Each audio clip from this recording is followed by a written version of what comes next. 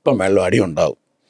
അപ്പം ചെല്ലുമ്പോൾ തന്നെ കാണാം പാത്രങ്ങളൊക്കെ അവിടെ കുപ്പിയൊക്കെ പൊട്ടി കടകളിലൊക്കെ ഇങ്ങനെ കീറിയൊക്കെ അവിടെ മൊത്തത്തിലൊരു ഒരു അലമ്പ് അടിയൊക്കെ നടന്ന ഒരു സ്ഥലം പോലെയാണ്. അപ്പോൾ ഇവർ പറഞ്ഞ് കമ്മിറ്റി ഓഫീസിൽ കയറി ഇരുന്നാൽ മതി, ഫുഡൊക്കെ ഇവിടെ വരുമെന്നൊക്കെ പറഞ്ഞ് അവിടെ ഇരുന്നു, അനങ്ങരുത്, പുറത്തിറങ്ങരുത്, എപ്പം വെള്ളം അടി ഉണ്ടാകുമെന്നും പറഞ്ഞൊരു ഭീകര അന്തരീക്ഷം നിൽക്കുകയാണ് അവിടെ. അപ്പോൾ ഇവർ ഈ 8-10 പേര് ഇങ്ങനെ ഈ കമ്മിറ്റിക്ക് ആവശ്യം നിൽക്കുന്ന കമ്മിറ്റിക്കാർ 1-2 പേര് പുറത്ത് നിൽപ്പുണ്ട്.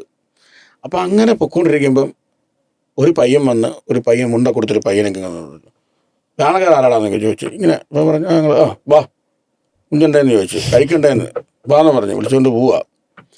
അപ്പോൾ ഇവരിങ്ങനെ രാത്രി പോവല്ലേ, അപ്പോൾ ഇവരിങ്ങനെ പൊയ്ക്കൊണ്ടിരിക്കുന്നു. ഈ പയ്യൻ അതൊക്കെ പറഞ്ഞു ഇവരിങ്ങനെ വീഡിയോ അടിച്ചിങ്ങനെ നടക്കുന്നു, പോകുന്നു. കൊച്ചു പയ്യനാണ്, മുണ്ട കൊടുത്ത് പോവുക. അപ്പോൾ അവിടുന്ന് ഈ ഒരു വഴി ഇങ്ങനെ പാലം പോലെ പോകുമ്പോൾ അവിടുന്ന് ആൾക്കാരിങ്ങനെ ഇറങ്ങി വരുന്നുണ്ട് രാത്രി ടോർച്ചൊക്കെ ആയിട്ടൊക്കെ. അന്നൊക്കെ ടോർച്ചൊക്കെ അല്ലേ. അപ്പോൾ എപ്പം വേണമെങ്കിലും അടി ഉണ്ടാവും. ആ ഒരു മൂടി നിൽക്കുക, എല്ലാവരും ശ്രദ്ധിച്ചാണ് നടക്കുന്നതൊക്കെ. ഈ ആൾക്കാരിങ്ങനെ നടന്ന് വരികയും ഫ്രണ്ടിൽ പോകുന്നുണ്ട്, ഒറ്റ അടിയായിരുന്നു, ടപ്പെന്ന് അടിക്കുകയും ഓർക്കസ്ട്രക്കാരൊരു സൈഡ് വഴി അങ്ങ് ഓടി. അവരെല്ലാം മൊത്തത്തിൽ ഓട്ടമായിരുന്നു. ഇവരെല്ലാം ഓടി ടൗണിൽ വന്ന് അണച്ചു കുത്തി നിൽക്കുക, എല്ലാവരും രക്ഷപ്പെട്ടല്ലോ എന്നൊക്കെ പറഞ്ഞ് നിൽക്കുക. അതിൻ്റെ പിറ്റേ ദിവസം ഈ കമ്മിറ്റിക്കാർ തിരക്കി വന്നു, നിങ്ങൾ എന്ത് പരിപാടി കാണിച്ചു, നിങ്ങൾ ഇന്നെ കാണണക്ക് വായിക്കാറ്, നിങ്ങൾ എന്നെ ഓടിയെന്ന് ചോദിച്ചു. അല്ല അവിടെ അടി ഉണ്ടായില്ലെന്ന് ചോദിച്ചു. എടാ ആ പയ്യൻ സിഗരറ്റ് വലിച്ചിട്ട് അവൻ്റെ ചേട്ടൻ അടിച്ചതാണ്. അല്ല അതൊരു കഥ എനിക്ക് എപ്പോഴും ഞാൻ പറഞ്ഞില്ലേ, അത് അപാര കോമഡി. ഞാൻ എപ്പോഴും ഓർത്ത് അത് ചിരിക്കേണ്ട ഒരു കഥയാണ്. അങ്ങനെ ഒത്തിരി കഥകളുണ്ടെന്ന്. ഈ ഗാനമേളയ്ക്ക് പോകുമ്പം ശരിക്കും പറഞ്ഞാൽ ഭയങ്കര എൻജോയ്മെൻറ്റാണ്. ഈ പരിപാടിക്ക് ചെല്ലുമ്പോൾ സൗണ്ട് കയറ്റാൻ വേണ്ടി സമയമാണ്. അന്നത്തെ കാലത്തൊക്കെ വണ്ടി മേളിൽ സൗണ്ട് കയറ്റണം.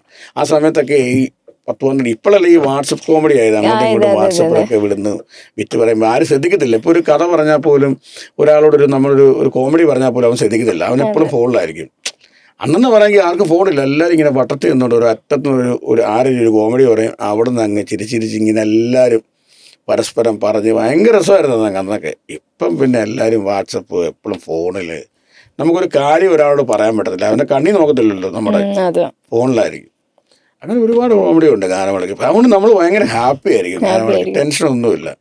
ഇപ്പം അത്രയും കൂടെ ഇല്ല, ഇപ്പം ഒരു ടെൻഷനില്ല. കമ്മിറ്റിക്കാരൊക്കെ ആണെങ്കിലും എല്ലാവരും നല്ല ഫ്രണ്ട്സൊക്കെ ആയിരിക്കും. അവർ നല്ല അതുപോലെ കലാകാരന്മാരെയൊക്കെ അവർ കൊണ്ട് ഫുഡ് കൊടുക്കാനും ഒക്കെ ഭയങ്കര സഹകരണമൊക്കെയാണ്.